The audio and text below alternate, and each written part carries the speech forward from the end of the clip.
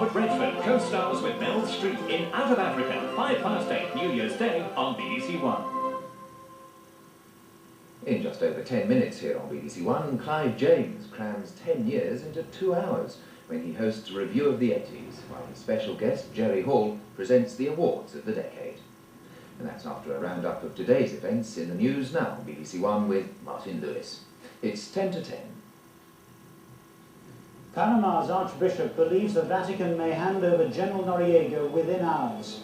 Negotiations, which also involve the United States, are centred on where he'll stand trial and detailed conditions for his release.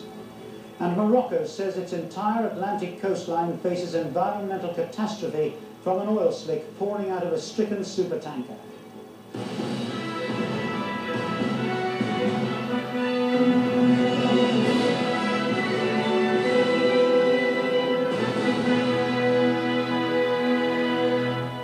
Good evening.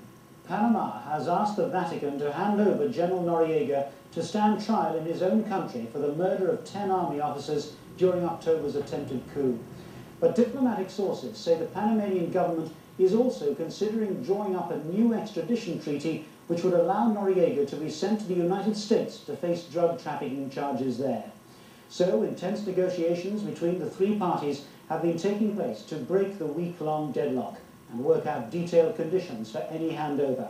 A few hours ago, a spokesman for Panama's Archbishop said, "We hope for a result today." American troops today were disposing of what remained of General Noriega's command post, seen as some of the fiercest fighting on the day of the invasion.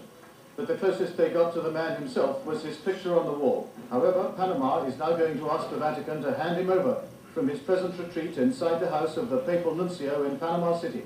And a treaty is in the works that could allow for his eventual extradition to the United States.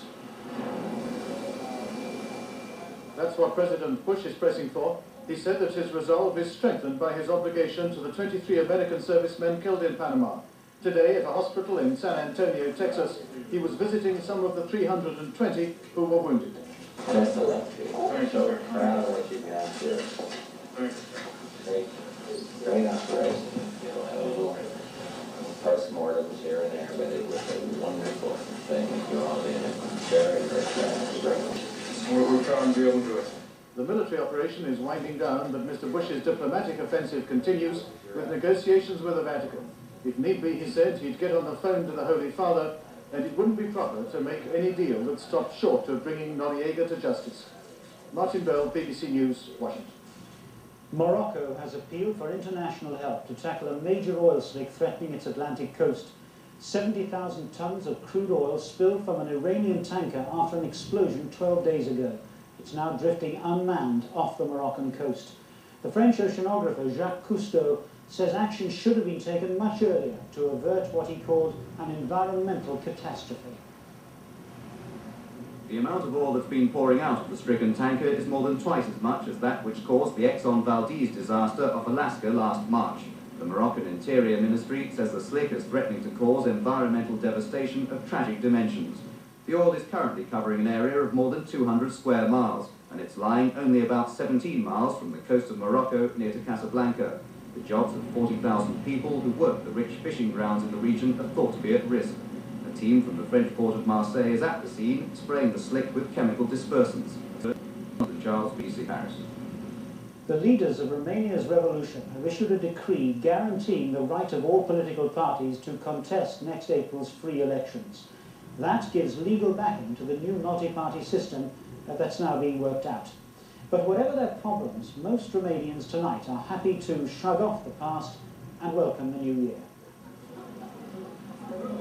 Ceausescu has gone. The old laws are going out with the old year. The new government has held its first working session and there's a call to dissolve the Communist Party. The once essential membership card is redundant.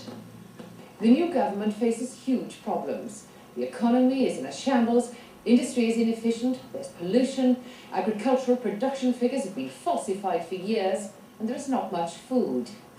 However, people feel free and intend to celebrate. New Year is the most important holiday. Christmas was somewhat suppressed by Ceausescu. What are these cakes for? For a revolution and New Year. Even so, there will be great sadness in many homes for those who did not live to see the changes. And there are still isolated instances of shooting reported. But most families believe strongly in a better future.